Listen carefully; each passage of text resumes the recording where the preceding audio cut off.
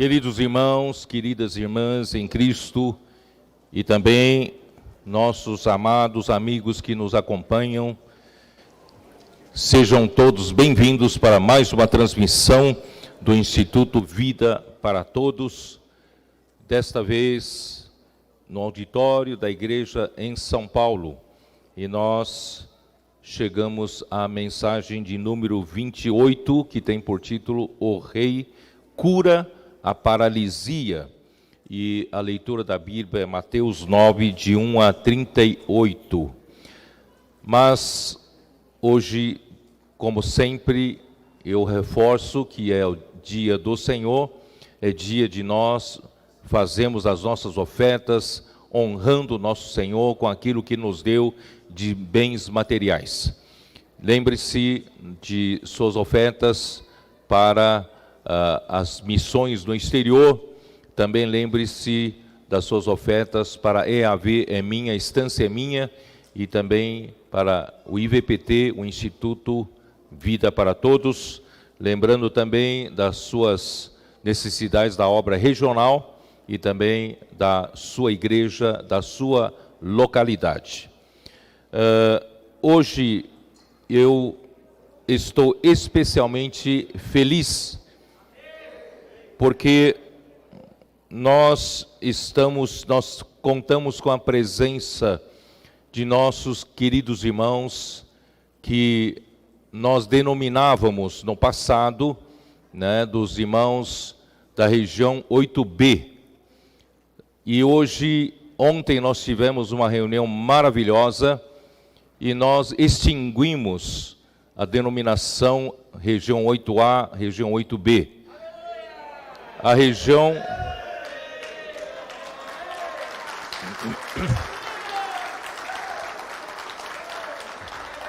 A região 8 é uma só região. É o estado de São Paulo, mais o Triângulo Mineiro.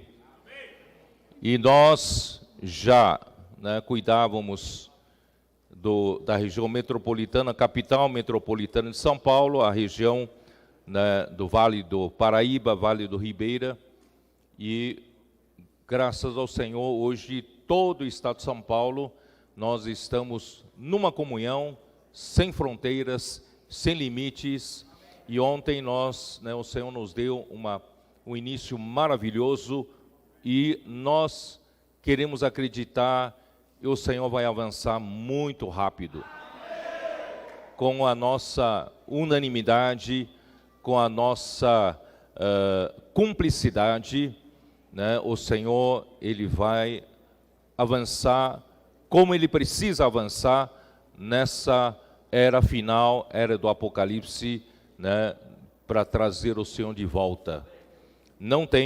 Irmãos, não tem lugar para nós mesmos, para a nossa glória, para a nossa posição, o amor ao cargo. Não, hoje eu uso aquele versículo de Paulo em Atos capítulo 20, eu considero, em nada considero a minha vida preciosa para mim mesmo, mas contanto que eu consiga terminar a minha carreira, e o ministério que eu recebi do Senhor Jesus para anunciar o Evangelho da graça. Portanto, irmãos, nós aqui não buscamos o nosso interesse, nosso benefício, mas nós buscamos o reino de Deus, que venha um dia mais cedo a sua manifestação, e nós queremos introduzir um povo, o povo vencedor, para a boa terra de Canaã. E também nós estamos muito alegres, irmãos, com a presença dos irmãos do Mato Grosso, muito alegres com a presença dos irmãos de Goiás, Distrito Federal, e todos esses irmãos nos honram muito com a sua presença hoje aqui. E nós vamos cada vez mais, irmãos, estreitar a nossa comunhão, porque a obra de Deus é uma só. Quando Deus liderava, usando Moisés para liderar o povo de Israel, ali no deserto, as 12 tribos eram divididas em tribos para facilidade de administração, não é isso? Mas é um povo só. Todos recebiam, né, a direção, né, de Moisés, do Senhor através de Moisés, e não tinha, né, eles não tinham essas jurisdições, né, diferentes, separadas, de modo que cada um tivesse a sua autonomia em questão de direção. Mas não, graças a Deus o povo é um só, então a obra de Deus é uma só, e cada vez mais, irmãos, enxergando isso com essa harmonia, com essa unanimidade, essa unidade, né, nós vamos realmente concluir aquilo que o Senhor tem que fazer na nossa geração. Muito bem, nós estamos vendo Mateus, e o Mateus logo no começo nos fez, através da palavra sobre arrependimento, o Senhor nos revelou uma coisa maravilhosa que nós não tínhamos visto nos anos passados, que o arrependimento não é meramente uma mudança, né, de direção, né, e continuando no plano terreno, mas o arrependimento verdadeiro é uma mudança de plano terreno para o plano celestial, porque nós estamos indo para a esfera do reino dos céus. O reino dos céus é onde Deus está, Ele está nos céus, Ele é o alto, Ele é o sublime, e nós precisamos viver na outra esfera, porém os nossos corpos estão na terra, nós vivemos na outra esfera, porém o nosso corpo aqui na terra, né, e vivendo a realidade do reino dos céus. Portanto, nós precisamos nos atender à primeira necessidade para viver essa realidade, que é bem-aventurados os pobres em espírito, porque deles é o reino dos céus. Nós vimos isso em Isaías 66, não é isso? Isaías 66, e eu vou usar a versão King James atualizada, capítulo 66, versículo 2. Ora, não foram as minhas próprias mãos que criaram o que existe, e só assim tudo o que há veio a existir?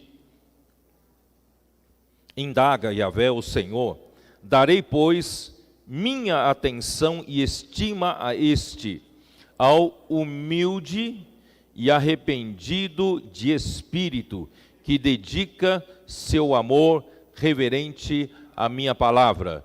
Então, irmãos, se nós queremos ser esse bloco, essa obra que Deus está nos liderando para concluir esta era, precisamos ser esse bloco de irmãos arrependidos de espírito, não é isso? Humildes de espírito, e também pessoas que dedicam o seu amor reverente à palavra de Deus. E também em 57, né, Isaías 57, eu faço questão de lembrar os irmãos novamente, porque nós precisamos entrar por essa porta para viver a realidade do reino dos céus, né?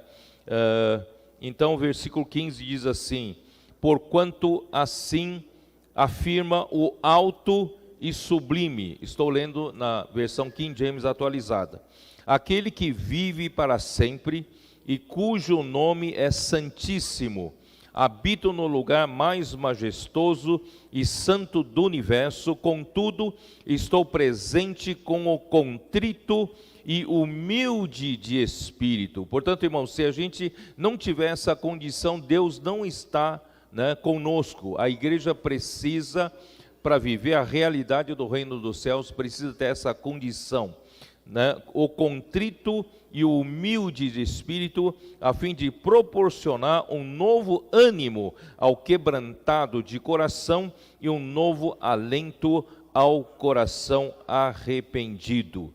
Muito bem, então nós entramos na realidade do reino dos céus. A igreja, né, em Filadélfia, eu quero, né, crer que nós estamos vivendo na era da igreja em Filadélfia, na realidade do reino dos céus, e dessa forma, irmãos, nós nós entramos para essa realidade com esse espírito contrito, esse espírito, né, arrependido, um coração quebrantado, e dessa forma, irmãos, nós atendemos todas as exigências, ou todos os princípios de Mateus 5, 6 e 7. E no final do Mateus capítulo 7, fala, vocês se lembram ainda, nós falamos sobre a árvore boa produz bons frutos, vocês se lembram? E a árvore má produz frutos maus. Então nós que queremos viver na realidade do reino dos céus, Deus espera uma produção de nós. Houve um tempo no passado que nós apenas dávamos atenção, né, em nós conhecemos a Bíblia, conhecemos, né, a revelação da palavra de Deus, né, buscarmos muita constituição na palavra, mas nós não dávamos atenção para a produção. Deus precisa, né, de frutos. A igreja é como uma vinha. Deus espera de tempos em tempos vir colher frutos dessa vinha. No Antigo Testamento, ele foi colher frutos, né, na vinha, e ele não achou fruto, pelo contrário, maltrataram os seus servos, maltrataram os seus profetas. Mas graças a Deus, irmãos, na era final do Apocalipse, nós queremos dar bons frutos para o Senhor. A igreja não é meramente um grande seminário para ficar aprofundando na palavra, no conhecimento, é que a igreja recebe, né, com reverência a palavra de Deus, e nós entendemos que toda a palavra de Deus, a palavra profética que Deus revela à sua igreja, é uma ordem, e essa ordem é para ser executada, essa ordem é para ser realizada. Na verdade, quem realiza, né, a própria ordem da palavra é o próprio Espírito. Só que Deus precisa encontrar na sua igreja a condição correta para o Espírito poder trabalhar, a cooperação da igreja para que o Espírito possa produzir em nós os bons frutos.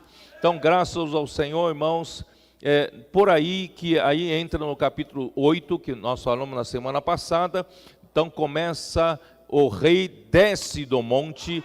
O rei então vai de encontro às pessoas que ele quer salvar, às pessoas que ele quer resgatar, ele quer curar. Então ele começa a curar, né, um leproso, vocês se lembram? Você começa a curar um leproso, começa a curar o servo do centurião. Então, irmãos, nosso rei desceu do monte e nós também descemos do monte com ele. Para curar, ele precisa curar, por quê? Porque ele precisa achar seus seguidores. Ele precisa de seguidores, ele precisa de obreiros, precisa de trabalhadores para fazer o que o rei quer fazer aqui na terra. Por isso, ele primeiramente precisa nos salvar, e o leproso, irmãos, representava os judeus. Vocês se lembram que eu falei? Né? Os judeus, né, que a exemplo de Números capítulo 12, a desobediência, a rebelião contra Moisés, Miriam, então teve lepra. Manifestou a lepra, na verdade já era algo no interior dela. E se todos nós, na verdade, fomos profundamente envenenados com, né, com a natureza pecaminosa e rebelde de Satanás e desobediente de Satanás. Ele se rebelou contra Deus, ele fundou, né, uma autoridade das trevas totalmente independente de Deus e colocou dentro do homem a natureza serpentina, a natureza do pecado, né? E nessa natureza do pecado está a rebeldia, está a desobediência. Deus precisa curar a nossa rebeldia, precisa curar a nossa desobediência. Em segundo lugar, ele precisa nos curar e nos fazer ver que quem cura Irmãos, é a palavra. Então, o centurião, ele teve uma visão fabulosa, né? Como é que o centurião descobriu que a cura, a autoridade para a cura estava na palavra? Porque ele sabia que ele era centurião, ele tinha sob o seu comando 100 homens, 100 soldados, mas ele também tinha seus superiores. Ele recebe o comando lá de cima, e ele então transmite o comando para os seus 100 soldados. Então ele é um que recebe o comando e transmite o comando. E o comando vem através da palavra. E essa palavra que vem do comando tem autoridade. Então ele percebeu que a palavra, né, que vem do comando traz autoridade e você tem que obedecer, tá? Então, graças a Deus, irmãos, nós hoje entendemos que a palavra de Deus tem autoridade. E essa palavra de Deus cura, porque tem autoridade para curar. Então, nós, graças a Deus, irmãos, nós temos dado muito valor hoje para a palavra profética, para a palavra que o Senhor tem nos dado a cada semana. Irmãos, essa palavra está nos curando. Porque essa palavra não é de homem, essa palavra vem do comando de Deus. Deus manda a palavra e essa palavra nos cura, essa palavra nos dá direção, não é isso? Então, bom, eu não vou poder detalhar demais e eu vou entrar em capítulo 9, que é o assunto de hoje. Então, depois dessa situação, claro, houve outras coisas, né? Ele seleciona os seus seguidores, ele também atravessa, né, o barco, né, ele repreende o vento, repreende as ondas. O nosso Senhor, ele está no barco. E nós estamos nesse barco da igreja.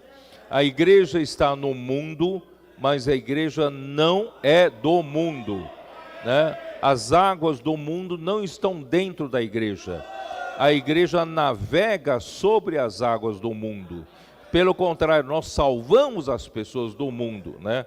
Bom, aí então quando chega, né, dos Gadarenos, vocês sabem que o rei então põe tudo em ordem. Para onde o rei passa, põe tudo em ordem. Por isso, quando vocês, comportores, saem às ruas, vocês colocam a vida das pessoas em ordem. Através do posso orar por você e através dos livros que vocês deixam nas mãos das pessoas, e vai se efetuando a cura e colocando a vida das pessoas em ordem, né? Aqueles que têm problemas sérios do casamento, né, pouco a pouco o Senhor vai curando. Aqueles que têm problemas sérios de conflitos sociais nas suas famílias, nas suas casas, nos seus trabalhos, o Senhor vai colocando as coisas em ordem. Então agora chegamos no capítulo 9, e a primeira coisa que fala no capítulo 9, versículo 1, como diz: entrando Jesus num barco, passou para o outro lado e foi para a sua própria cidade. O que vocês entendem por esse primeiro versículo?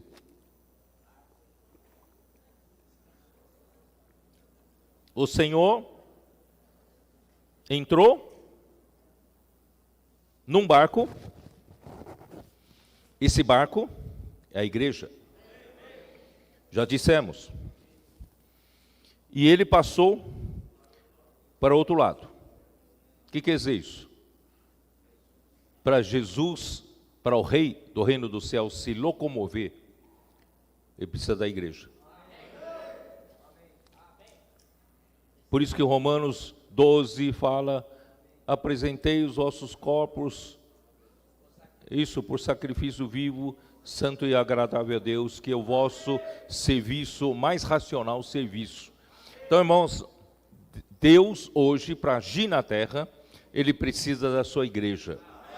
Para Ele ir para a rua, se a igreja não for para a rua, Ele não tem como ir para a rua, tá? Então, Ele usa o barco para passar para o outro lado. Tá? Então, ele precisa de mim, precisa de você, ele nos deixou ainda vivos com esse corpo. Esse corpo deve ser usado, apresentado para ele, colocar à disposição dele para ele se locomover. Então você tem que colocar isso na sua cabeça, de que quando você sai sob as ordens do rei, você é esse barco que ele está usando para chegar onde ele quer chegar. Ontem, pela misericórdia do Senhor, eu fiquei muito alegre, mais de 1000 mulheres saíram para as ruas no dia das conectadas, de saírem às ruas e pregarem evangelho. Irmãos, mais de 1000 mulheres alcançando muitas e muitas mulheres, através de oração, através da comportagem, através dos livros, do jornal que deixaram, com as pessoas. Irmãos, é assim que a igreja obedece à palavra de Deus e é usada como um barco para ir onde Deus quer ir, alcançar as pessoas, tá? Então ele foi para o outro lado e foi para a sua própria cidade. Qual é a sua própria cidade? Qual é a própria cidade dele? Ele nasceu em Belém, mas foi criado em Nazaré, lembra? Mas depois ele saiu de Nazaré. Aqui em Mateus 4, dá uma olhada. Mateus 4, versículo 13. Onde ele foi? Saiu de Nazaré. Versículo 13. E deixando Nazaré, foi morar em Cafarnaum, situada à beira-mar, nos confins de Zebulon e Naftali. Por isso que aqui se cumpre o que foi dito por meio do profeta Isaías: terra de Zebulon, terra de Naftali, caminho do mar, além do Jordão, Galiléia dos gentios, o povo que jazia em trevas, viu grande luz, e aos que viviam na região e sombra da morte, resplandeceu-lhes a luz. Então é essa região, que é Cafarnaum, a região nos confins de Zebulon e Naftali, era a casa dele depois que ele saiu de Nazaré, tá? Então ele foi para a sua própria cidade, que é Cafarnaum, tá? Muito bem, e eis que lhe trouxeram um paralítico deitado num leito. Vendo-lhes a fé, Jesus disse ao paralítico: tem bom ânimo, filho, estão perdoados os teus pecados. Irmão, o que significa isso? Significa, irmãos, que o rei precisa não só curar um leproso, curar o servo do centurião e efetuar outras curas. O Senhor precisa principalmente curar-nos da nossa paralisia. Por causa do pecado, nós nos tornamos inúteis para fazer a obra de Deus. Nós somos incapacitados para fazer a obra de Deus. Nós somos inutilizados pelo pecado, por Satanás, para fazer a obra de Deus. Então Deus quer nos curar da nossa paralisia, tá? Então, como foi essa cura? Vamos dar uma lida, porque Mateus 9 não explica direito como foi isso. Marcos capítulo 2 explica melhor. Marcos capítulo 2, versículo 1. Dias depois, entrou Jesus de novo em Cafarnaum. Você se lembra agora? A sua cidade é Cafarnaum. E logo ocorreu que ele estava em casa, ele estava dentro de casa. Muitos afluíram para ali, tantos que nem mesmo junto à porta eles acharam lugar, e anunciava-lhes a palavra. Alguns foram ter com ele, conduzindo um paralítico, levado por 4 homens. 4 homens levaram um paralítico porque eles criam que Jesus podia curar aquele paralítico. E não podendo aproximar-se dele por causa da multidão, não tinha espaço. Descobriram o eirado. Eirado é o telhado, é o teto, né? Naquele tempo, o teto ali naquelas terras, irmãos, o teto é sempre um terraço. Um terraço muitas vezes é para secar, né, os grãos. Por isso que é chamado de eirado. Então chegaram ao eirado e eles descobriram o eirado no ponto correspondente ao, né, em que ele estava, e fazendo uma abertura, não sei como que fizeram, né? Quebraram ali a laje, não sei como é que fizeram. Baixaram o leito em que jazia o doente, vendo-lhes a fé, Jesus disse ao paralítico: filho, os teus pecados estão perdoados. Quer dizer, a fé aqui é a fé dos 4 homens. Você vê? Né? Vendo-lhes a fé, né? Então, aí vamos voltar. Agora vocês entenderam como foi, certo? Vamos voltar para Mateus 9. Mateus 9.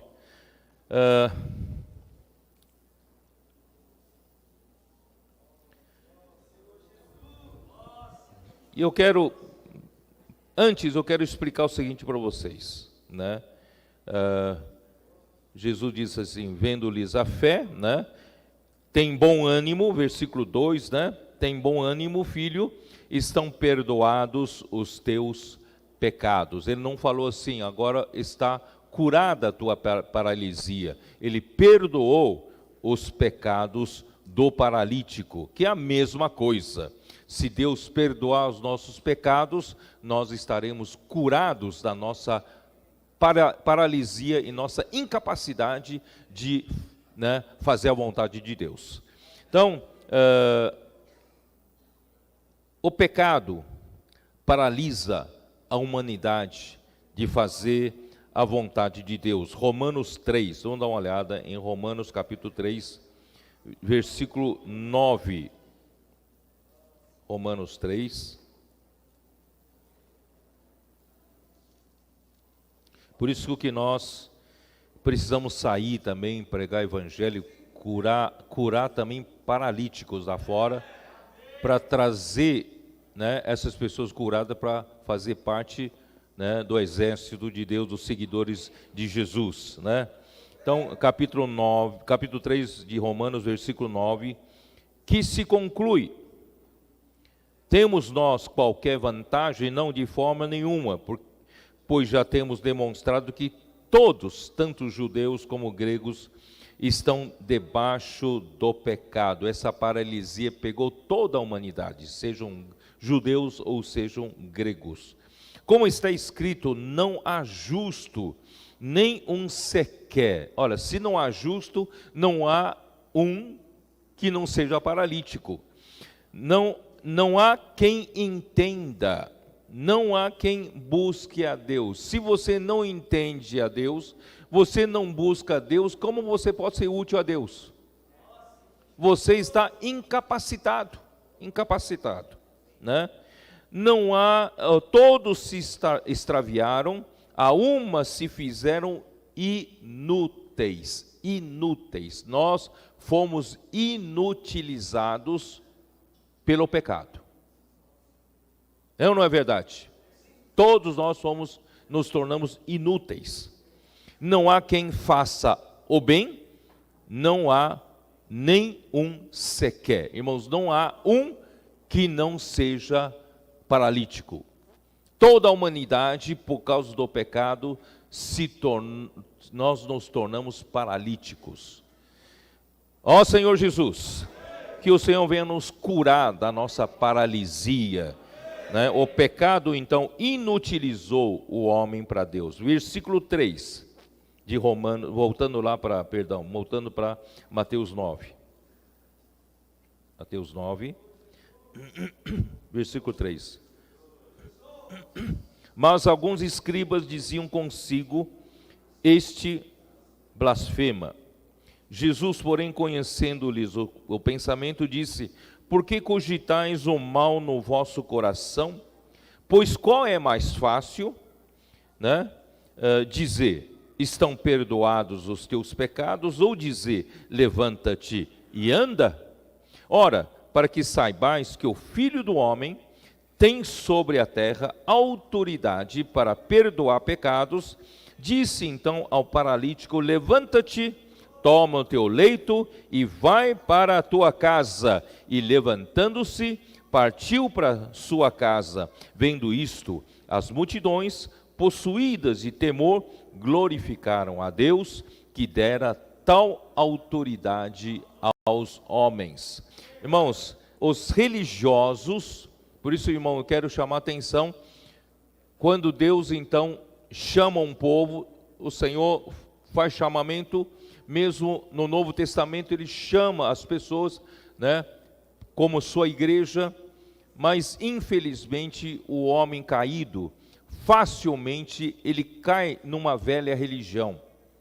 Ele, né, em vez de seguir o rei de uma forma viva, né, em vida, mas ele acaba, né, caindo numa religião. Então, os religiosos, né, referindo-se aos do judaísmo, né, os religiosos sabiam somente que Deus pode perdoar os pecados, e não Jesus. Jesus era um homem para eles, né?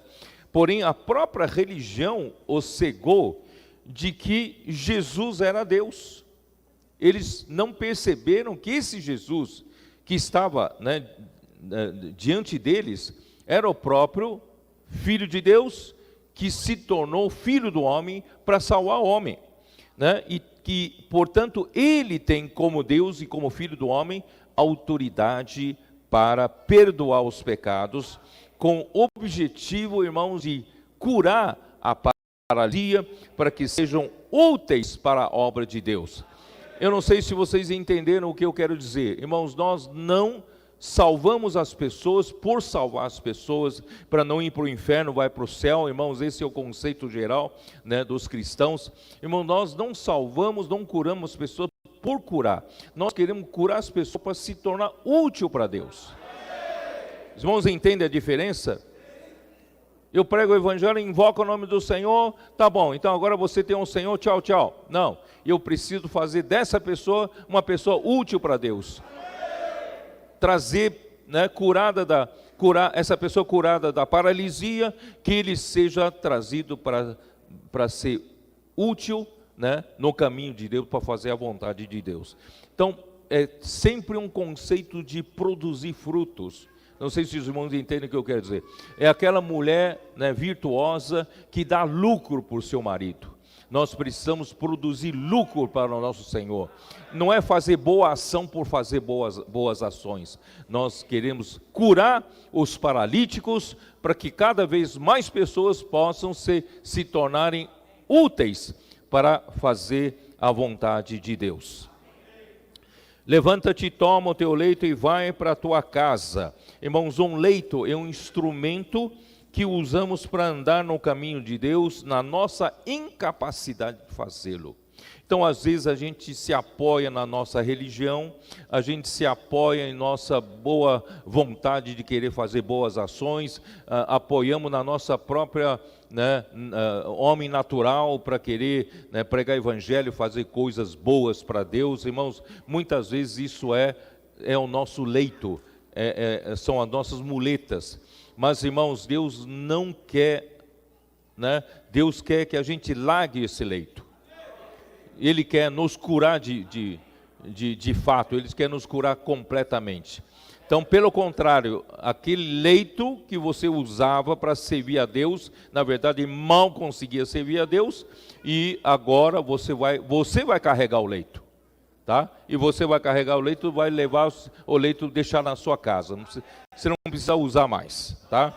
Então, irmãos, o Senhor quer capacitar o homem para nos fazer andar nos seus caminhos para servi-lo. Depois de curado, irmãos, o que era paralítico devia levar o leito para casa, para nunca mais depender dele, e ele foi para casa. As multidões temeram e glorificaram a Deus, que dera tal autoridade aos homens, né? Então, com isso eu quero deixar já bem claro qual é a nossa missão nas ruas: curar as pessoas, e principalmente curar da paralisia. A nossa intenção, irmãos, é anotar as pessoas que querem ser cuidadas e trazer essa relação de nomes para a rede de cuidados, para a central de acolhimento e a rede de cuidados. Para quê? Nós vamos curar, nós vamos continuar orando por essas pessoas, cuidando dessas pessoas, fazendo com que cada uma dessas pessoas seja uma pessoa que faça a vontade de Deus. E essas pessoas, irmãos, que passarem a viver conosco na vida da igreja, você vai ganhar muito tempo se você puder, que nem ontem, as conectadas saíram para as ruas. Se você levar uma pessoa nova ontem para sair junto com você, você vai firmá-la muito mais rapidamente na igreja. Tá? E já colocar as pessoas para serem usadas pelo Senhor. Não sei se os irmãos entenderam o que eu quero dizer.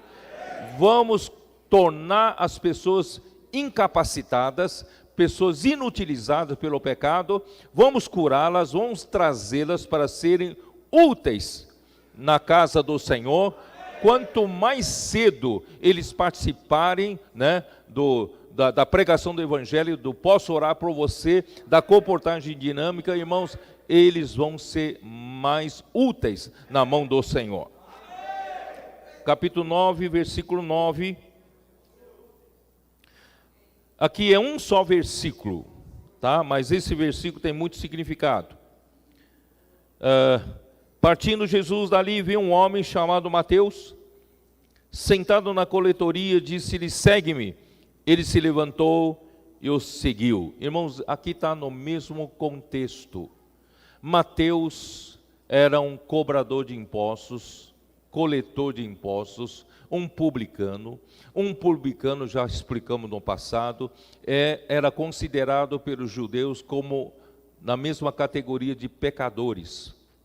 Era uma classe de pessoas totalmente desprezada, né? E eles eram considerados pecadores, portanto, eles estavam inutilizados para a obra de Deus. E Deus foi chamar um inutilizado. Dois foi chamar um que era desprezado pelos justos. Um que era considerado como dos piores pecadores, não é isso? E Jesus foi chamar. Isto é, o fato de eu e você estarmos hoje na igreja, poder de alguma forma ser útil na mão do Senhor, irmãos, é porque o Senhor um dia nos chamou. Mesmo desprezado pelos homens, mesmo no meio do pecado, não é isso? Mas o Senhor nos chamou, tá? E quando fala assim, segue-me, irmãos, essa palavra segue-me é akoloutel. Era, naquela época, né, lendo a nota King James atualizada, era naquela época um convite de honra, quando um mestre famoso da época, seja um mestre, né, do judaísmo, ou até seja um mestre, um famoso filósofo, quando ele passava e via um que podia ser o seu discípulo, ele usava essa frase, segue-me. Era um convite de honra, era um convite de honra. E logo esse falou, puxa, eu fui escolhido, que bom, eu fui escolhido, e logo segue. E esse discípulo passa a andar atrás do seu mestre como sinal de respeito, seguindo realmente. Por isso que essa palavra segue-me e segue, tá? Então, irmãos, o rei passou por um dos piores pecadores, um publicano, e na coletoria ainda onde ele trabalha, e falou, segue-me. E Mateus se sentiu muito honrado de poder receber esse convite, e ele realmente largou tudo, irmãos, e seguiu o Senhor.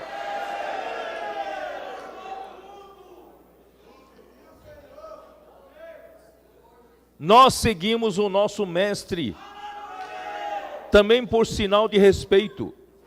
Nós nos sentimos honrados por ele ter nos chamado um dia. E eu não quero largá-lo nunca mais. Vou segui-lo para onde ele for.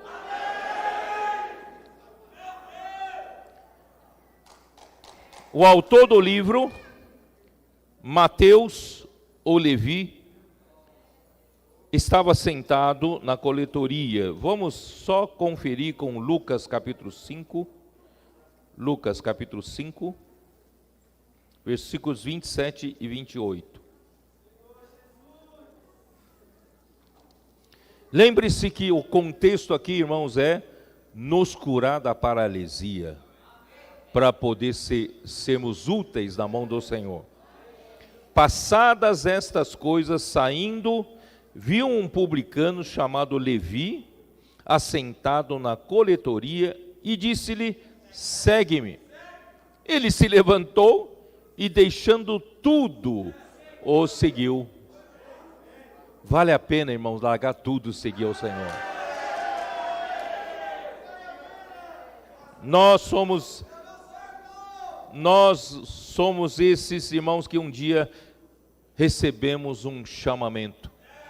Um dia ele passou por nós e disse: segue-me. E nós largamos tudo para seguir ao Senhor. Porque o Senhor quer curar o homem para capacitá-lo a fazer a obra de Deus, seguindo o Senhor. Aí, em seguida, nesse mesmo contexto, tá?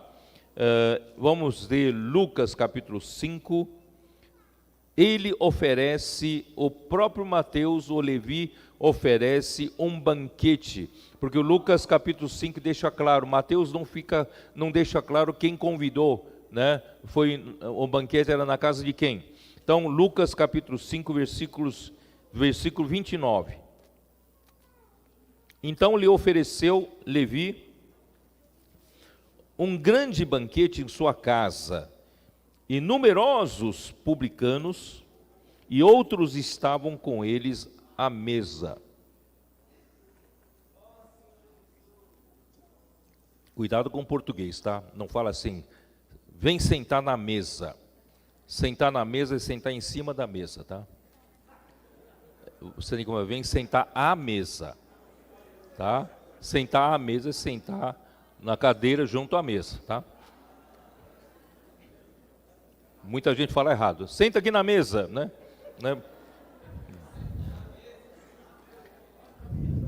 Ai, né, amigo? Faltou essa aula? Tá vendo? Ele sabe, ó.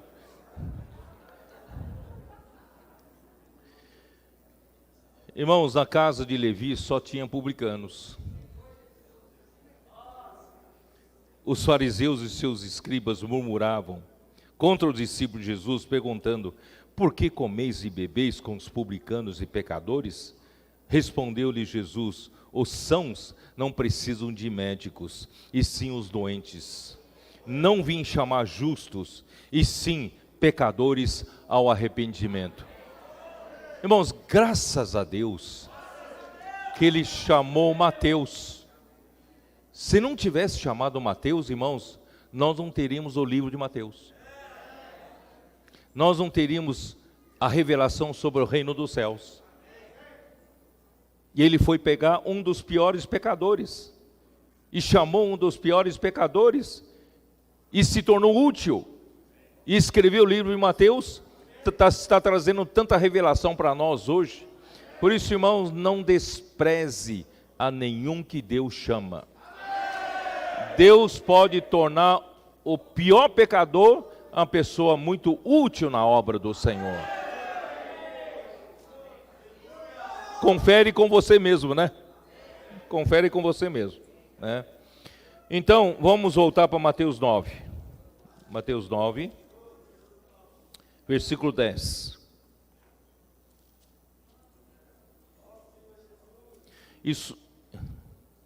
E sucedeu que, estando ele em casa à mesa, tá bom? Não é na mesa, à mesa, muitos publicanos e pecadores. Você vê que na vida da igreja nós recebemos até aula de português, né? Muitos publicanos e pecadores vieram e tomaram lugares com Jesus e seus discípulos. Sabe, isso para os religiosos isso não vai. Eles não engolem essa. Como é que Jesus, seus discípulos, né, podem se sentar junto com os publicanos, os pecadores?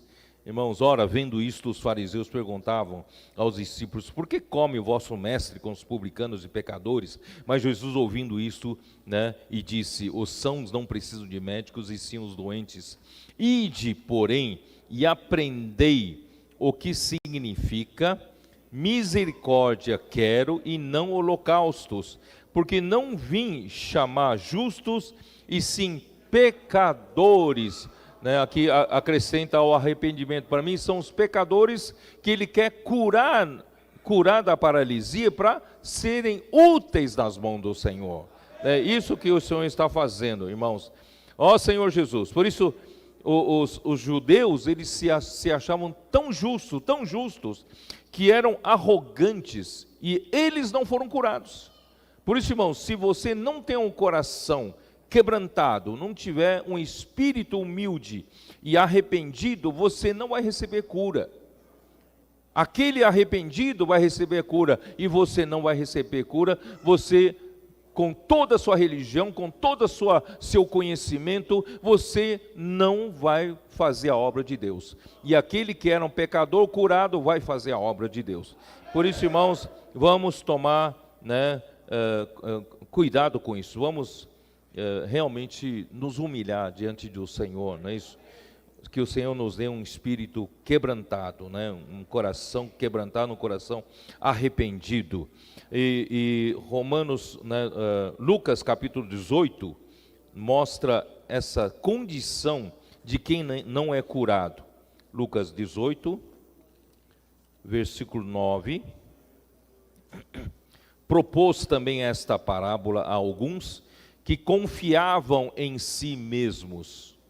Irmãos, graças a Deus que um publicano, ele já sabia que ele era tão ruim, não é isso? Ele é um que quem sabe de uma maneira fraudulenta, ele conseguia enriquecer rapidamente, né? Ele já conhecia que ele é tão ruim que ele não confiava, né, de si mesmo, né? Então aqui fala,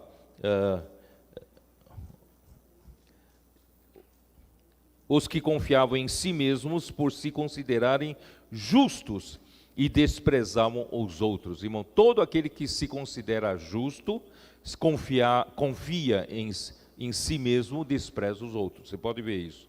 2 homens subiram ao templo com o propósito de orar, um fariseu e outro publicano. O fariseu, posto em pé, orava de si para si mesmo. Eu não orava para Deus, eu orava para si mesmo. Desta forma: ó Deus, graças te dou, porque não sou como os demais homens, roubadores, injustos e adúlteros, nem ainda como este publicano. Jejuo 2 vezes por semana e dou o dízimo de tudo quanto ganho. Aí o publicano, por sua vez, estando em pé, longe, não ousava nem ainda levantar os olhos ao céu, mas batia no peito, dizendo: ó Deus, se propício a mim, pecador. Digo-vos que este desceu justificado para a sua casa, e não aquele. Porque todo o que se exalta será humilhado, mas o que se humilha será exaltado. Por isso, irmãos, no reino dos céus, irmãos, não tem lugar para os que a si mesmos se exaltam. Não tem lugar para os que se consideram justos aos seus próprios olhos e desprezam os outros. Estão aqui, irmãos, todos nós somos pecadores que o Senhor curou, né, que o Senhor perdoou, e hoje Ele está nos tornando cada vez mais úteis, está nos capacitando para servir ao Senhor. Você vê que, graças a Deus, ontem mais de 1000 mulheres, né? Você acha que essas 1000 mulheres todas já eram capazes de fazer? Não, elas dependiam do Senhor, totalmente do Senhor, saíram com espírito humilde e arrependido, e Deus usou essas mulheres como canais, né, para salvar outras pessoas. Por isso, irmão, Deus usa os arrependidos, né, os humildes de espírito, né, os quebrantados de coração. Ó Senhor Jesus. misericórdia quero e não holocaustos. Irmãos, o homem, ele acha que ele pode, com a sua bondade, sua força, né, apresentar um sacrifício para Deus. Irmão, Deus não ama, Deus não quer sacrifício, o fruto do seu braço, das suas forças, né, da sua inteligência, da sua diligência. O Senhor quer o quê? Te dar misericórdia. Ele sabe que você não consegue. Ele sabe que você é um paralítico. Ele sabe que você é um incapacitado, um incapaz. Ele quer te capacitar. Ele quer exercer misericórdia para te capacitar, e Ele vai fazer de você um útil na mão do Senhor, né? E porque Jesus mesmo conhecia qual era a natureza humana. Em João capítulo 2, eu faço questão de ler isso para vocês, João capítulo 2, versículos 24 e 25. O homem não conhece a si mesmo, mas Deus conhece a nós, né? Versículo 24 de João 2 diz assim: mas o próprio Jesus não se confiava a eles, mas aquele fariseu, ele confiava a si mesmo, porque Jesus os conhecia a todos. Jesus conhece todos nós, irmãos. Não tem um aqui, irmãos, que é capaz. Graças a Deus, né, os que não confiam em si mesmos, Ele capacita. E não precisava de que alguém lhe desse testemunho a respeito do homem, porque ele mesmo sabia o que era a natureza humana. Portanto, irmãos, não se considere um justo, não se considere o bom, desprezando os demais. Irmão, pelo contrário, vamos diante do Senhor com esse espírito contrito, não é isso? E Hebreus capítulo 4, versículo 16. Hebreus capítulo 4, versículo 16: acheguemo-nos, portanto, confiadamente, não em si mesmo, confiadamente no sangue de Cristo, junto ao trono da graça, a fim de recebermos misericórdia e acharmos graça para socorro em ocasião oportuna. Você sabe que o trono de Deus é o trono da autoridade de Deus. Quando você fala em trono, é autoridade, não é? O trono é para exercer autoridade. Mas o trono de Deus, ele é um trono de autoridade de Deus, mas para nós, ele é um trono da graça. Deus quer nos dar graça, porque Deus é amor. Deus é amor e Ele conhece a nossa condição lamentável. Ele conhece a nossa real condição. Portanto, irmão, não vá diante do Senhor de uma forma arrogante, de uma forma presunçosa, porque Ele conhece você, tá? Então, Ele quer te dar graça. Quanto mais humilde você chegar a Ele, mais graça você ganha.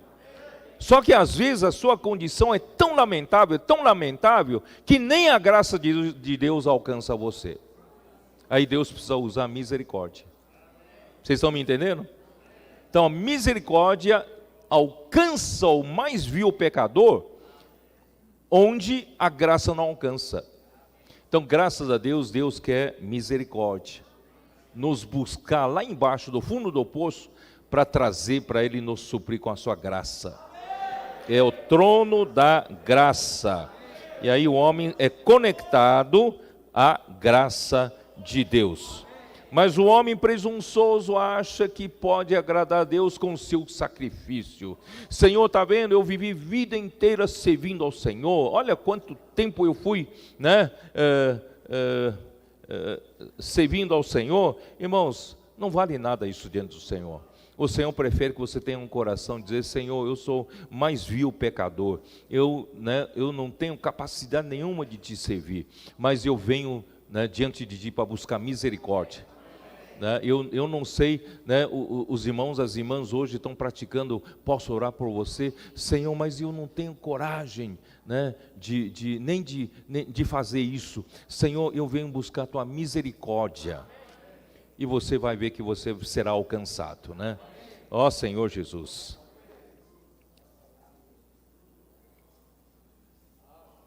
Como é que é, César? César, você me contou, né, um testemunho, certo? Que tem uma irmã que tinha muita dificuldade de praticar, posso orar por você, não é isso? Foi o Roberto Grande que falou, de Limeira, né?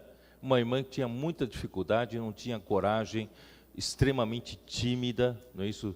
Ela quis aprender saindo com as outras irmãs, mas as outras irmãs, né, faziam oração com as pessoas, e ela, muito tímida, não conseguia fazer. Mas ela é profissional de atender, não é isso? O problema da audição, quem tem problema de audição, tá? E um dia ela falou assim, eu vou ter coragem de falar com o meu paciente, é meu paciente, né? E ainda mais é surdo, né? Então eu vou ter coragem. Aí ele teve coragem e falou, posso orar por você? E o paciente dela falou, hã? Aí então ela foi no ouvido do paciente e falou, posso orar por você? Ah, sim. Aí a partir desse dia ela ganhou coragem de posso orar por você. Por isso, irmãos, se a gente for com esse coração humilde, coração quebrantado, não é isso? O Senhor vai nos suprir misericórdia, Ele vai nos suprir o que? Graça. Mas se você chegar arrogante para o Senhor não aceita o seu sacrifício. O Senhor quer o fruto da misericórdia e fruto da sua graça. Senhor Jesus, vamos voltar lá para 9 de Mateus, capítulo 9 de Mateus, vamos dar sequência. Versículo 14. Vieram, pois, os discípulos de João e lhe perguntaram, por que jejuamos nós e os fariseus muitas vezes, e teus discípulos não jejuam? Irmãos, João Batista, ele era tão cheio de frescor, ele saiu da velha religião, não é isso? Do judaísmo, quando tudo já havia caído na burocracia da religião judaica, ele saiu totalmente cheio de frescor do Espírito, ele era cheio do Espírito, não é isso? E arrependei-vos, porque está próximo o reino dos céus, e batizava as pessoas com batismo de arrependimento. E vinham os fariseus, dizia, raça de víboras, quem vos induziu a fugir da ira vindoura? Olha, cheio do Espírito, não é assim? Ele era totalmente avesso à velha religião. Ele era um sacerdote, mas não se vestia com vestes sacerdotais, pelo contrário, com pelos de camelo, não é isso? E comia não comidas sagradas do templo, ele comia o quê? Gafanhotos e mel silvestre. E de repente, irmãos, quando começa a formar um grupo grande de seguidores, João Batista tem os seus discípulos, batizando muita gente e tal, irmão, sabe, o homem tem sempre esse perigo. Quando vem sucesso, quando vem êxito, quando vem realizações, nós passamos, irmãos, a cair na nova religião. O judaísmo caiu numa velha religião e João Batista se tornou uma outra religião. E os discípulos questionavam Jesus, por que eles jejuam, os fariseus também jejuam, já se igualaram à velha religião, mas vocês, os seus discípulos, não jejuam. Irmãos, aí o que Jesus disse? Hein? Respondeu-lhe Jesus, podem acaso estar tristes os convidados para o casamento, enquanto o noivo está com eles? Dias virão, contudo, em que lhes será tirado o noivo, e nesses dias hão de jejuar. Irmãos, enquanto nós temos um noivo, vamos seguir o noivo, vamos ouvir o que tem ele a dizer, e nós obedecemos a sua ordem. Graças a Deus, hoje o noivo não está presente fisicamente conosco, como naqueles dias, mas ele está presente na igreja. Não é? O Marcos 16, o último versículo, comprova que ele está conosco. Ele está cooperando conosco, confirmando a palavra com sinais. Então, irmãos, se ele está à nossa frente e nos conduzimos, nós vamos fazer conforme a sua palavra. Se ele diz que é para jejuar, jejuamos. Se ele diz que é para ir para a rua, nós vamos para a rua. Se ele diz que é para fazer comportagem, fazer um comportagem. Se ele fala para cuidar dos contatos, nós vamos cuidar dos contatos. Se é para pregar evangelho para as conectadas, nós vamos pregar evangelho para as conectadas. Quer dizer, nós seguimos o noivo. Seguimos o rei. Não temos uma religião. Nós somos seguidores do rei. Fazemos segundo a sua palavra. Ele manda, nós obedecemos. Ele fala, nós fazemos. Por isso, irmãos, nós não somos uma religião. Nós somos seguidores do rei. E obedecemos o que ele quer fazer, o que ele fala, né? Então, irmãos, facilmente a gente cai numa religião. Nós temos que manter vivos, irmãos, manter vivos. Seguir um rei vivo, de uma forma viva, cheio de espírito, não é isso? Podemos cair numa velha religião, numa nova. Por isso que mesmo, irmãos, tantos anos, nós já temos mais de 40 anos, né? Desde os anos 70, o Senhor levantou várias igrejas aqui na América do Sul, aqui no Brasil principalmente, irmãos. Nós já temos o quê? Mais de 40 anos. Esses 40 anos, irmão, podem nos fazer de nós uma religião. Nós caímos, irmãos, infelizmente naquela época da igreja em Esmirna, já começou a se estabelecer a jurisdição do bispado, né? Cada bispo tinha a sua jurisdição para cuidar, e acaba, irmãos, com o tempo, no começo tudo era com boas intenções, mas com o tempo, irmãos, começa a competição, começa a luta pelo poder, luta pela posição, amor pelo cargo. Irmãos, isso vai se enraizando entre nós. Graças a Deus, irmão, o Senhor está nos tirando disso. Nós não estamos livres disso não, mas o Senhor está nos libertando disso. Graças ao Senhor. Por isso ele diz o seguinte: ninguém põe remendo de pano novo em veste velha, porque o remendo tira parte da veste e fica maior ainda a rotura. As mulheres sabem, né? Vocês pegam um pano novo e costura numa veste já velha, esgarçada, né? Vocês podem costurar, dali a pouco rasga tudo, não é isso? Então assim, não se põe. Não adianta você ainda adaptar o que o Senhor está fazendo sobre comportagem dinâmica, avança jovem, né? Rede de cuidado, rede das conectadas, e colocar na estrutura velha. Essa estrutura velha, irmão, não dá para conviver com o que o Espírito está fazendo hoje. Temos que, a liderança toda, irmãos, tem que voltar para zero. Pedir para o Senhor misericórdia, para a gente ter condições, irmãos, com humildade no coração, de espírito, arrependimento no espírito, irmãos, para a gente poder hoje sermos úteis na mão do Senhor. Não pega o pano novo, o que o Espírito está nos levando hoje, tentar aplicar na estrutura velha, vai romper tudo. Ou colocar vinho novo em odres velhos. O vinho novo tem um poder tremendo de fermentação. Você coloca em odres velhos já frágeis, e vai estourar tudo, pum! Irmão, não vai dar certo. E por isso, irmão, nós temos que renovar a nossa estrutura, renovar a liderança, e renovar, né, a liderança também com inclusão dos mais jovens. Vamos todos, irmãos, aprender, amar a palavra do Senhor, com dedicar o amor, como é que é? Reverendo, né? Como é que é? Com reverência, dedicar com reverência o amor à palavra de Deus. E ser simples, irmãos. Se no passado nós éramos complicados, e agora vamos ser simples. O Senhor falou, amém. O Senhor falou, não fique questionando, porque na religião você questiona, porque você tem sua maneira de fazer, sempre fez assim. 5 anos atrás, 10 anos atrás, a gente fazia assim. Irmãos, você fazia assim, mas hoje não. Hoje tem que seguir a palavra do Senhor. Vamos voltar à simplicidade. O Senhor falou, amém. Não questione. Vamos praticar. E funciona. O próprio Espírito faz a obra. A palavra faz a obra. Através da nossa cooperação. Não é? Então, irmãos, graças ao Senhor.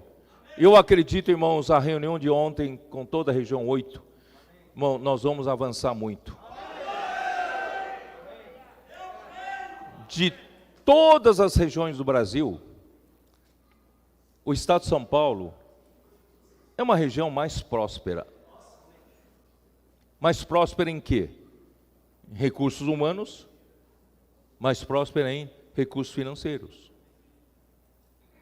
Não é assim? E se a gente colocar à disposição do rei, tudo isso, juntamente com um coração humilde, simples, quebrantado, obediente à palavra de Deus, o que vocês acham que vai acontecer? Essa região vai ser uma bênção para o Senhor. O Senhor vai avançar muito. Desculpe-me profetizar. Poderá ser a locomotiva para a obra de Deus. Que o Senhor abençoe. Mas não pode pôr vinho novo em odres velhos. Aí, versículo 18. Enquanto estas coisas lhe diziam, eis que um chefe, aproximando-se, adorou, disse: minha filha faleceu agora mesmo, mas vem e impõe a mão sobre ela e viverá. Então aqui começa a intercalar duas histórias. Eu vou explicar por quê, tá? Intercalar. Primeiro, eu vou repetir. Aqui um chefe, não é isso? Aqui um chefe, que é Jairo. Chefe de quê? Chefe da sinagoga, tá? O nome dele é Jairo.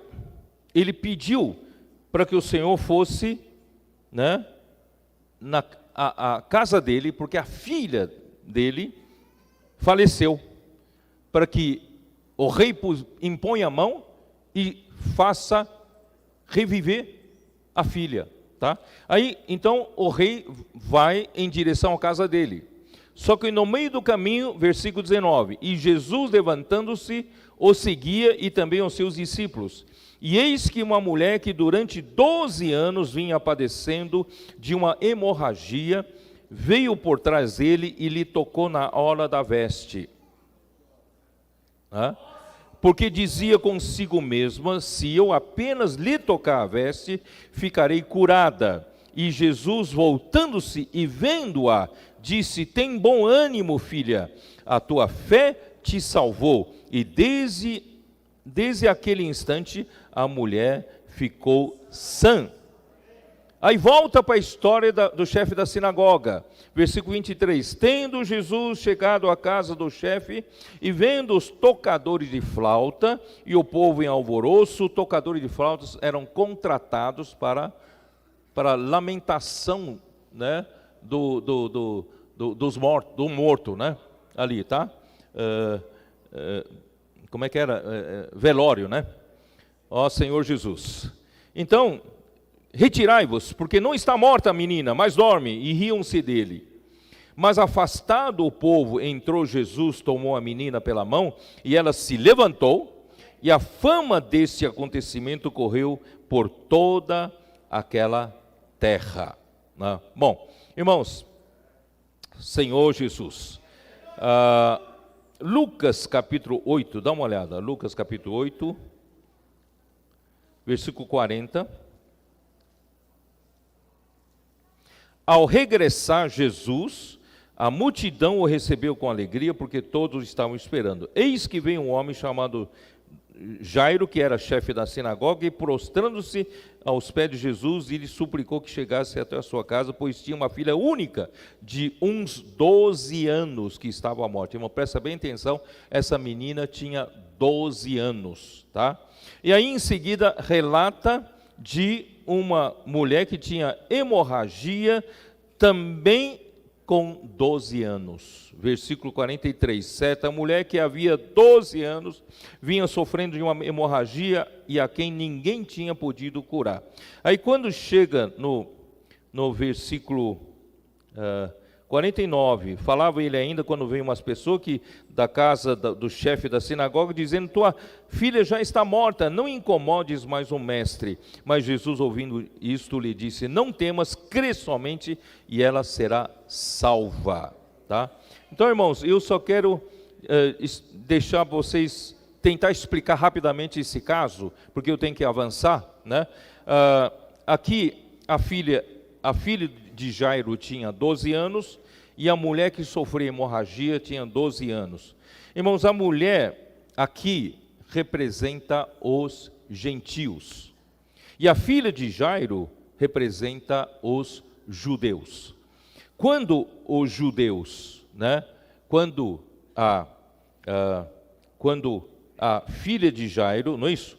Quando a filha de Jairo completou 12 anos, a mulher padeceu exatamente o mesmo período de hemorragia. Vocês entenderam? São 12 anos e 12 anos. Então, quando a menina alcançou 12 anos, morreu. E a mulher que teve hemorragia por 12 anos, encontrou Jesus para cura. Quando os judeus rejeitaram Jesus, os gentios foram curados.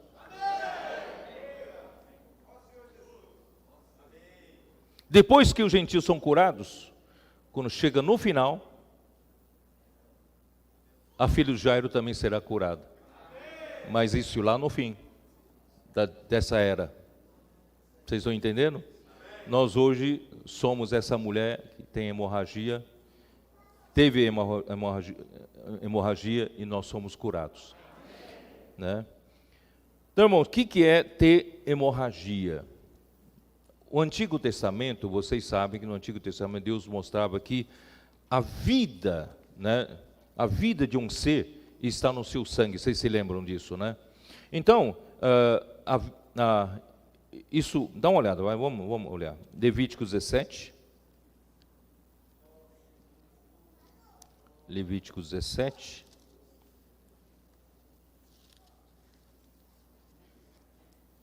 Versículo 11. Porque a vida da carne está no sangue. Então, a nossa vida humana está no sangue, tá?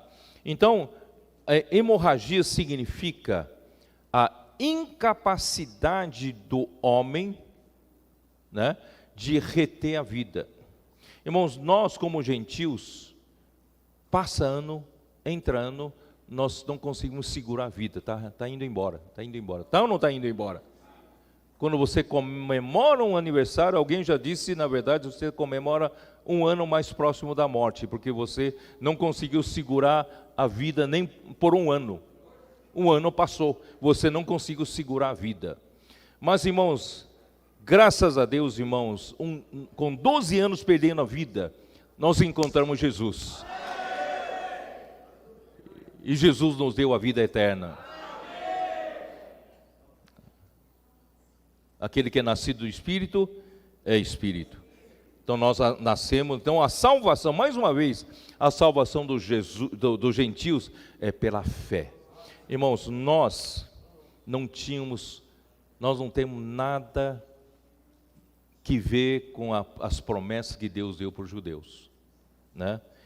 Efésios 2, dá uma olhada em Efésios 2. Vocês vão entender o que eu quero dizer agora. Espera um pouquinho só. Fiquem tranquilos. Efésios capítulo 2, versículo 12, como diz: naquele tempo, nós, né, gentios na carne, versículo 11, vai. Portanto, lembrai-vos de que outrora vós, gentios na carne, chamados incircuncisão por aqueles que se intitulam circuncisos na carne por mãos humanas. Naquele tempo estáveis sem Cristo, separados da comunidade de Israel, e estranhos às alianças da promessa, não tendo esperança e sem Deus no mundo. Olha que situação lamentável. Nós que éramos essa mulher, né, com hemorragia por 12 anos, estamos perdendo a vida próxima a morrer. Nós não tínhamos nenhuma ligação, nenhum vínculo com a comunidade de Israel. Não participamos das promessas que Deus deu para Abraão, Isaque e Jacó. Não tínhamos esperança e sem Deus no mundo, não tínhamos nada. Irmãos, qual foi a nossa porta de entrada? É a fé. Nós não temos direito a nada, irmãos. Eu, pelo menos, não tenho sangue judeu, eu não nasci, né, um judeu. Eu não tenho nenhuma possibilidade de entrar pela porta dos judeus. Mas, irmãos, eu como gentil, eu posso entrar pela fé. E eu entrei pela fé. Irmãos, todos os gentios só têm uma porta de entrada. Essa porta de entrada, irmãos, é a fé. Aí você vai me perguntar, mas e os judeus então têm outra porta? Não é que os judeus tenham outra porta, mas, irmãos, os judeus têm uma outra chance. Qual é a outra chance? No final dos tempos, se conseguir viver até lá, aqueles remanescentes serão salvos. Mas você não é judeu. Não espere esse momento para você não. Então você tem que aproveitar a porta da fé hoje. Vamos crer. Então vamos ajudar muitas pessoas, irmãos, a crer no Senhor Jesus.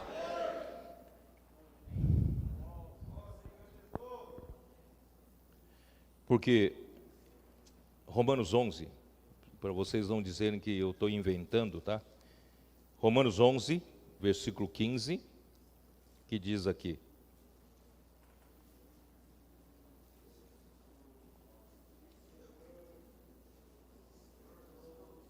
deixa eu ver.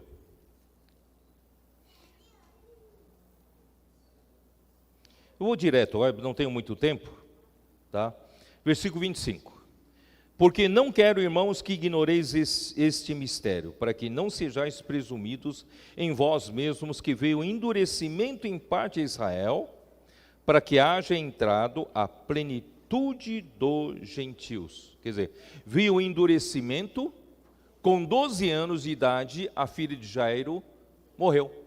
Veio endurecimento. Aí, ao mesmo tempo, irmãos, a mulher que estava com hemorragia, que somos nós, fomos curados. E agora, Deus espera o quê? Espera chegar à plenitude dos gentios.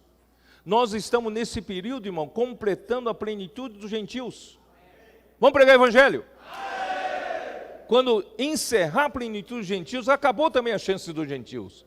Vamos pregar o evangelho? Para que muitos gentios entrem pela fé por essa porta. Aí quando terminar, quando chegar a plenitude dos gentios, aí vai ter a chance do judeu de novo. Que chance é essa aqui, ó? E assim todo Israel será salvo, como está escrito: virá de Sião o libertador, e ele apartará de Jacó as impiedades. Ó Senhor Jesus, meu Deus do céu. E a orla, ela tocou na orla da veste. A orla, irmãos, representa o governo celestial.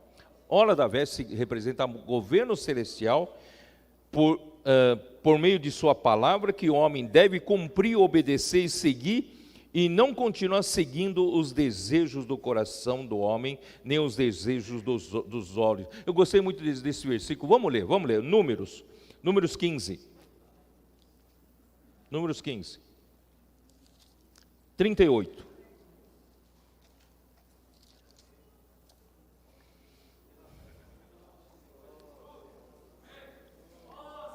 Fala aos filhos de Israel e diz-lhes que nos cantos das suas vestes façam borlas pelas suas gerações, e as borlas são as bordas, tá?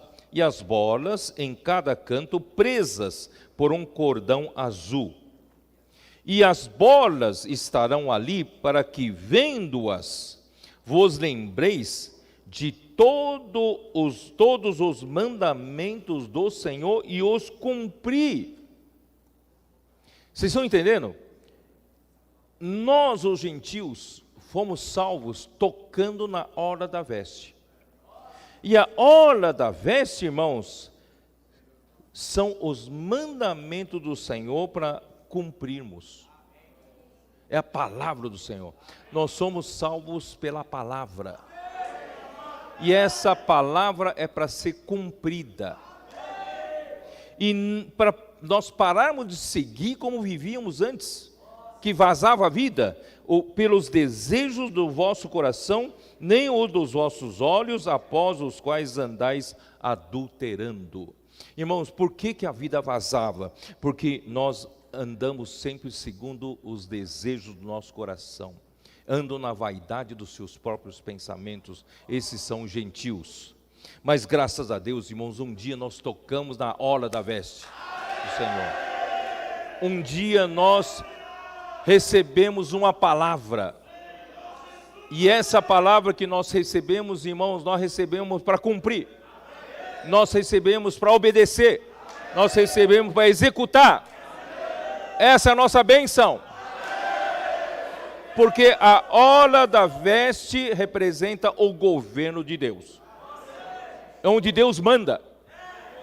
Como é que Deus manda? Pela palavra.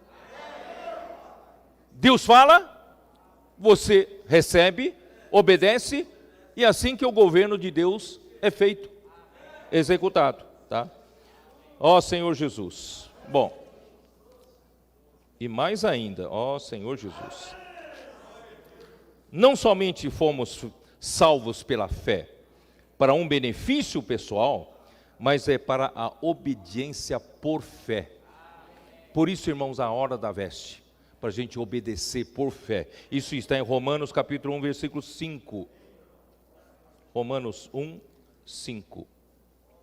Por intermédio de quem viemos a receber graça e apostolado por amor do seu nome, para a obediência por fé entre todos os gentios. Irmão, nós não fomos salvos só por sermos salvos. Não é só para um dia nós irmos o quê? Não ir para o inferno, não. Nós somos salvos, irmão, para a obediência por fé. Para daqui para frente, irmãos, nós vivemos obedientes à palavra de Deus. Você vai dizer, mas eu estou inventando? Então vamos lá para Romanos 16. Romanos 16, eu não estou inventando nada. Romanos 16, versículo 26, como diz?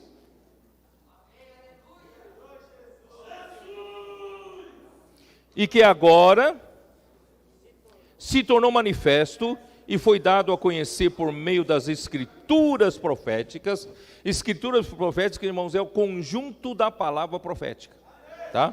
As escrituras proféticas, segundo o quê? Segundo o mandamento do Deus eterno. Quer dizer, a palavra profética é um mandamento, é ordem. Então, é segundo o mandamento do Deus eterno, para quê? Para a obediência por fé entre todas as nações. Os gentios entraram tocando na orla da veste. E essa orla da veste, irmãos, é o governo de Deus. E essa orla da veste, irmãos, vem pelo mandamento de Deus, vem pela palavra. E a palavra de Deus é para nós obedecermos. E quando nós obedecemos, irmãos, nós ganhamos a bênção. Nós vamos fazer parte da herança. Aquela herança que não tinha nada a ver com gentios, mas hoje é nossa. Por causa da obediência. Irmão, logo em seguida vem a cura de 2 cegos. Vamos voltar lá rapidamente. Eu preciso terminar. Mateus 9, né? Partindo dali, Jesus, versículo 27, seguiram 2 cegos, clamando, tem compaixão de nós, filho de Davi. Tendo ele entrado em casa, aproximando-se os cegos, e Jesus diz, credes que eu posso fazer isto? Responderam-lhe, sim, Senhor. Então lhes tocou os olhos e dizendo, faça-se vos conforme a vossa fé. E abriram-se-lhes os olhos, Jesus, porém, os advertiu severamente, dizendo, acautelai-vos de que ninguém o saiba. Saindo eles, porém, divulgaram-lhe a fama por toda aquela terra. Versículo 32, ao retiraram-se eles, foi-lhes trazido um mudo endemoniado, expelido o demônio, falou o mudo, e as multidões se admiravam, dizendo, jamais se viu tal coisa em Israel. Mas os fariseus murmuravam pelo maioral dos demônios e que ele expele os demônios. Irmãos, Deus quer curar a nossa cegueira, porque a nossa cegueira faz parte da nossa paralisia. Você não consegue realizar a obra de Deus porque você é cego. E também Deus quer curar a nossa mudez. Você não fala porque você está paralisado. Você está incapacitado, né? Então Deus hoje quer, por falta da visão espiritual, o homem se torna útil porque o Deus desse século cegou os olhos dos homens, não é isso? E no reino milenar, nós vamos ter o tabernáculo restaurado de Davi, está em Atos capítulo 15, versículo 16, dá uma olhada, Atos 15, 16. Cumpridas estas coisas, voltarei e reedificarei o tabernáculo caído de Davi, levantando-o de suas ruínas, restaurá-lo-eis, né? Então, aqui, esses dois cegos representam, né, Deus capacita, né, cura a cegueira e capacita, e os judeus no reino milenar, eles estabelecerão o reino messiânico na terra. Os vencedores da igreja reinarão na parte celestial, mas os judeus, né, o reino messiânico, os judeus recuperarão a visão e reconhecerão a Cristo como o filho de Davi, representado pelos dois cegos. E a cura, então, irmãos, do mudo endemoniado, é para mostrar, irmãos, que em 1 Coríntios 12, dá uma olhada, 1 Coríntios 12, 2.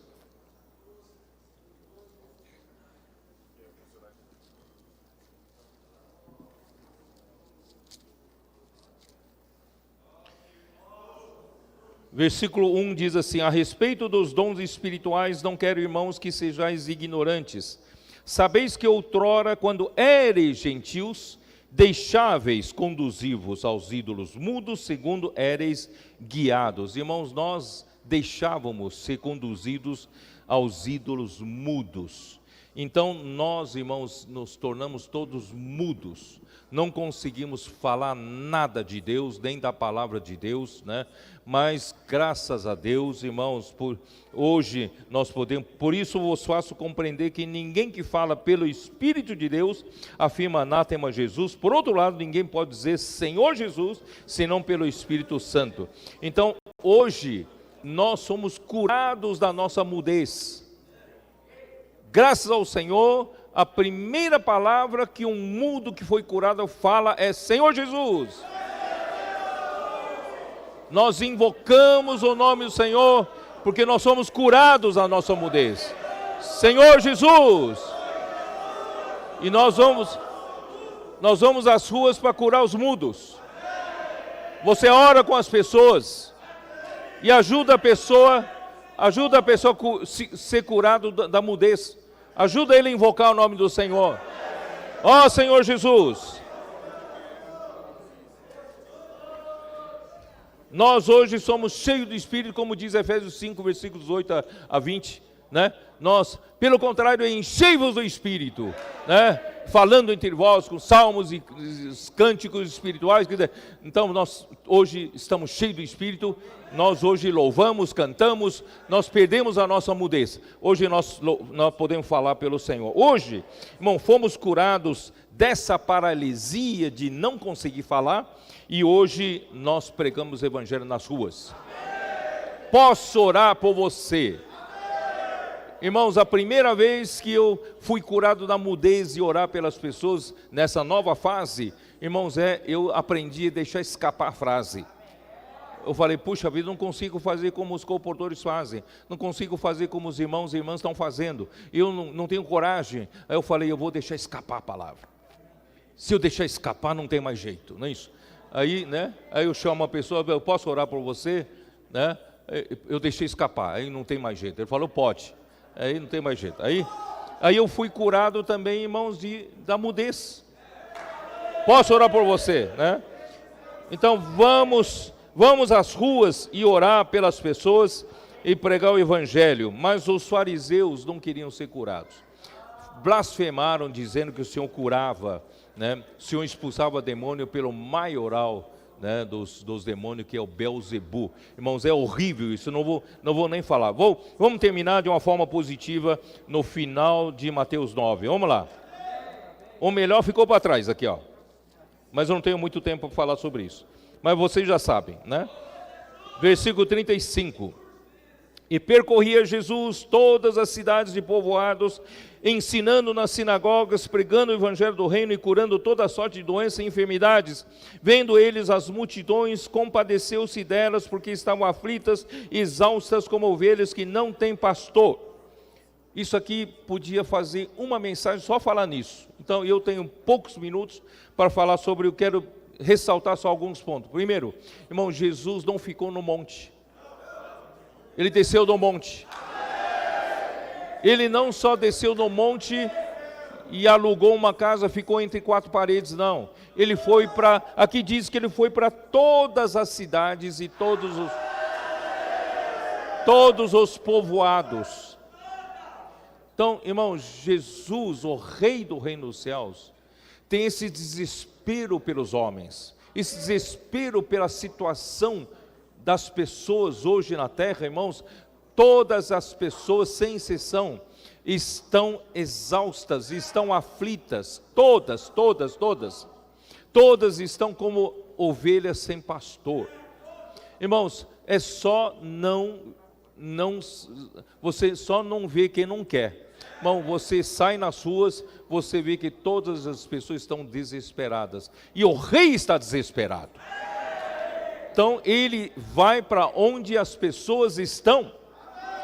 E nós no passado, né, nós não dávamos muito valor para isso, e hoje nós estamos indo para as ruas, porque as pessoas estão nas ruas. E as pessoas, irmãos, por que as pessoas estão, né, os comportores estão indo para shoppings? Porque estão no drive-thru, né? Porque as pessoas precisam se alegrar um pouco. Ir para o shopping, comprar, passear, é um pouco de alegria. Na verdade, essa alegria não enche a eles. Muitos dessas pessoas vão dizer, não, eu na verdade não aguento mais viver essa vida, não tem mais sentido a minha vida, estou com conflito no casamento, conflito em casa, né, eu não sei mais o que fazer. Irmãos, as pessoas estão no shopping para buscar um pouco de alegria, estão no restaurante, na praça de alimentação, comer alguma coisa para ter um pouco de alegria, mas não tem alegria. Precisamos ir até elas. Aí o rei foi até elas, né? E as multidões realmente, e o rei compadeceu-se delas. Mas nós precisamos ter essa empatia. Sabe, não pode a gente ficar em coração endurecido vendo toda essa situação, né? Mesmo que eu não tenha facilidade, mesmo que eu seja tímido, mesmo que eu não tenha coragem, irmãos, eu não posso ficar com o coração endurecido diante da situação, né, das pessoas. Então, pelo menos, irmão, se eu não tenho coragem de fazer comportamento dinâmico, não tem problema, mas pelo menos no meu viver, eu vou na padaria comprar um pão, certo? Encontro uma senhora lá, uma pessoa ali, posso orar por você? Deixa escapar essa frase. Você vai ver que você vai experimentar uma coisa que nunca mais você vai parar. porque as pessoas estão desesperadas, né? Então vamos fazer como rei, né? E em seguida, e então se dirigiu a seus discípulos: a seara, na verdade, é grande, mas os trabalhadores são poucos. Rogai, pois, ao Senhor da seara que mande trabalhadores para a sua seara. Irmãos, com 300 colportores dinâmicos, nós estamos fazendo diferença nas ruas. As pessoas são abordadas no norte, sul, leste, oeste do país, centro-oeste. As pessoas são abordadas com só 300 colportores. E nós estamos, através do SEAP, não sei se vocês sabem, irmãos, nós fundimos o SEAP de Lorena com o SEAP de Campinas. O estado de São Paulo e Rio de Janeiro temos um só SEAP. Estão 2 unidades, mas um só SEAP. O Senhor já está abençoando muito. Então, irmãos, nós precisamos de trabalhadores. Precisamos de mais colportores nas ruas, como a tropa de elite, né? Precisamos preparar. Por isso, irmãos, se você tem coração de querer ser aperfeiçoado, você que tem coração de querer ser um missionário, irmãos, você quer fazer SEAP, sabe, depois da reunião, vem falar aqui com os irmãos, né? Vem falar conosco. Nós queremos que muitos façam SEAP. E nós queremos pedir para o Senhor, dentro de 2 anos, 3 anos, nós cheguemos a 1000 colportores dinâmicos nas ruas. Porque a seara é grande, os trabalhadores são poucos. E não podemos depender só do trabalho dos colportores dinâmicos.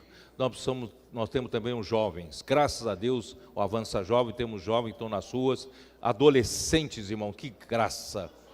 O meu neto participou desse último evento dos adolescentes. Ele falou: vovô, eu quero dezembro ir de novo. Irmãos, nós estamos recrutando já desde a adolescência, né, esses meninos aí para servirem ao Senhor. Irmão, é uma alegria para nós, é uma alegria para nós. E estão sendo salvos das ideologias do mundo, sabe?